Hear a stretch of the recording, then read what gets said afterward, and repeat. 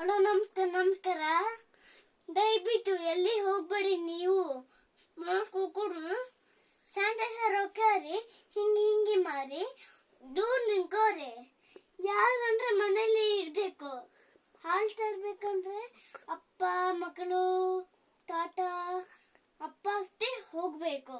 ಅಪ್ಪನೂ ಹೋಗ್ಬೇಕು, ಅಜ್ಜ ಅಜ್ಜಿ ಹೋಗ್ಬಾರ್ದು.